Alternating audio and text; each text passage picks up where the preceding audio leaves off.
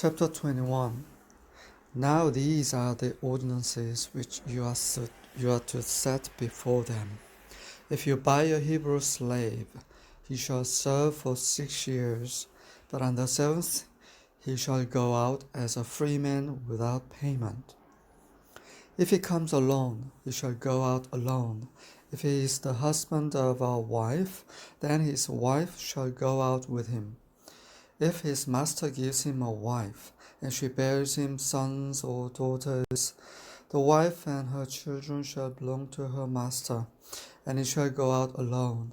But if the slave plainly says, I love my master, my wife, and my children, I will not go out as a free man, then his master shall bring him to God, then he shall bring him to the door or the doorpost, and his master shall pierce his ear with an awl, and he shall serve him permanently.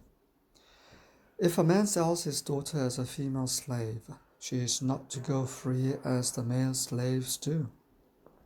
If she is displeasing in the eyes of her master, who designated her for himself, then he shall let her be redeemed. He does not have authority to sell her to a foreign people because of his unfairness to her. If he designates her for his son, he shall deal with her according to the custom of daughters. If he takes to himself another woman, he may not reduce her food, her clothing, or her conjugal rights. If he will not do these 3 things for her, then she shall go out for nothing, without payment of money. He who strikes a man so that he dies shall surely be put to death. But if he did not lie in wait for him, but God let him fall into his hand, then I will appoint you a place to which he may flee.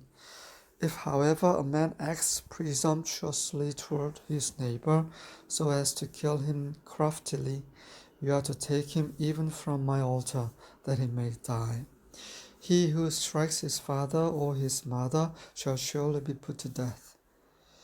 He who kidnaps a man, whether he sells him or he is found in his possession, shall surely be put to death. He who curses his father or his mother shall surely be put to death. If men have a quarrel and one strikes the other with a stone or with his fist, and he does not die but remains in bed, if he gets up and walks around outside on his staff, then he who struck him shall go unpunished. He shall only pay for his loss of time, and shall take care of him until he is completely healed. If a man strikes his male or female slave with a rod, and he dies at his hand, he shall be punished.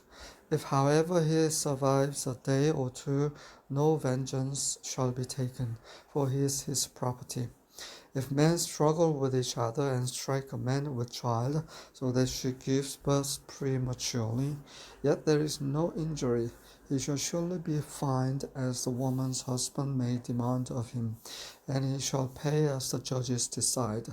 But if there is any further injury, then you shall appoint as a penalty life for life, eye for eye, tooth for tooth, hand for hand, foot for foot, burn for burn, wound for wound, bruise for bruise. If a man strikes the eye of his male or female slave and destroys it, he shall let him go free on account of his eye.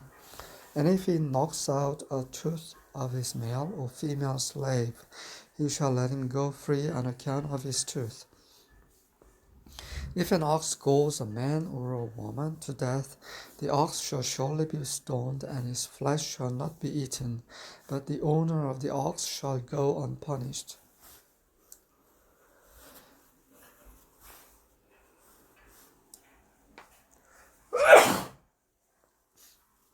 If, however, an ox was previously in the habit of goring, and its owner has been warned, yet he does not confine it, and it kills a man or a woman, the ox shall be stoned, and its owner also shall be put to death.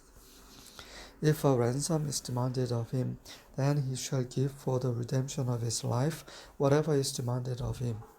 Whether it goes a son or a daughter, it shall be done to him according to the same rule. If the ox goes a male or female slave, the owner shall give his or her master 30 shekels of silver, and the ox shall be stoned. If a man opens a pit or digs a pit and does not cover it over, and an ox or a donkey falls into it, the owner of the pit shall make restitution. He shall give money to his owner, and the dead animal shall become his. If one man's ox hurts another's so that it dies, then he shall sell the live ox and divide its price equally, and also they shall divide the dead ox. Or if it is known that the ox was previously in the habit of goring, yet its owner has not confined it, he shall surely pay ox for ox, and the dead animal shall become his.